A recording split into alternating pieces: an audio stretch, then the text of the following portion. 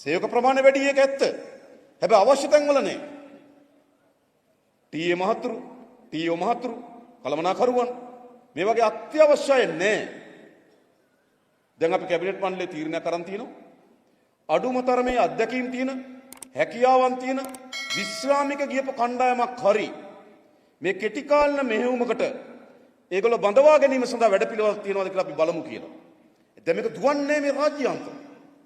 අපි බිලියන 1400ක් කෝටි 100 1400ක් සංවර්ධන වැඩ කටයුතු ප්‍රාර්ථන වියදම් වලට වෙන් කරලා තියෙනවා. දැන් මේ බිලියන 1400 මේ දෙසැම්බර් මාස 31 වෙනිදාට කලින් වියදම් කරන්න ඕන. වියදම් කරේ නැත්නම් දෙසැම්බර් මාස 31 වෙනිදාට පස්සේ මේ සල්ලි ඔක්කොම ආපහු වහණ්ඩාගරයට යනවා. දැන් මේක මේ පොළවේ සංවර්ධන වැඩ කටයුතු යොදවන්න ඕන. හැබැයි යොදවන්න ශක්තිමත් රාජ්‍යාන්තරණයක් ඕන. ඇස්තමේතු හදන්න ඕන. ටෙන්ඩර් ප්‍රදානය කරන්න ඕන. නේද? කොන්ත්‍රාත්කරුවෝ තෝරගන්න ඕන. ටෙන්ඩරේ ප්‍රදාන කරන්න ඕන. වැඩේ කරනවද කියලා පසුවිපරම් කරන්න ඕන. ඒ ඔක්කොම තියෙන රාජ්‍ය සේවය යටි. හැබැයි අපේ රාජ්‍ය සේවය දුබලයි. ඒ නිසා තමයි අපි තීරණයක් ගත්තා. අවුරුදු ගණනාවකට පසුව අපේ රාජ්‍ය සේවයට 30000ක් අලුතෙන් බඳවා ගන්න අපි තීරණයක් ගත්තා මේ අයවැයේදී. ඒක ශක්තිමත්ව හදන්න ඕන. කිසි කෙනෙක් മന്ത്രി පස්සේ යන්න එපා. ලියුම් ගන්න. ඇමති පස්සේ යන්න එපා ලියුම් ගන්න. පත්‍රයේ දැන්වීම දාන්න. දරුවට ඇප්ලිකේෂන් එක දාන්න කියන්න. විභාගයට වාඩි වෙන්න. වැඩිම ලකුණු ගන්න රාජ්‍ය සේවයට ගන්න. එයි අපිට ඕන හොඳ ධාරිතාවක් දක්ෂතාවයක් තියෙන කණ්ඩායම මේ රාජ්‍ය සේවයට ගේන්න ඕන. හැබැයි ගෙනාවේ කවුද? වැඩිපුර පෞගිය දේශපාලන පත් කිරීම විසින් මේ රාජ්‍ය සේවය බිඳ වැටුවා.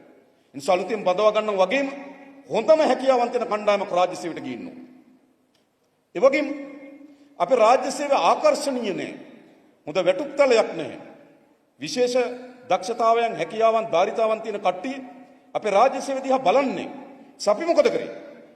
ඒ රාජ්‍ය සේවකයන්ට ඊටම සාධාරණ හොඳ වැටුප්තලයක පිහිටෙවුවා. වැදගත්. මූලික වැටුප වසර ගණනාවකට පසු වැඩි කරා. අපි විජි සහෝදර පැහැදිලි කරා අපි වැටුප් විතරක් නෙවෙයි විශ්‍රාම වැටුප් දීමනාවන් මේ සියල්ල වැඩි කරලා තියෙනවා. සාමාන්‍ය හිතුවොත් රුපියල් 38000ක් විතර වැටුපක් ගත්ත ගුරුවරයෙකුට වැටුප 63000 දක්වා වැඩි වෙනවා. රුපියල් 38000ක වැටුපක් ගත්ත ගුරුවරයෙකු වැටුප 63000 දක්වා වැඩි වෙනවා.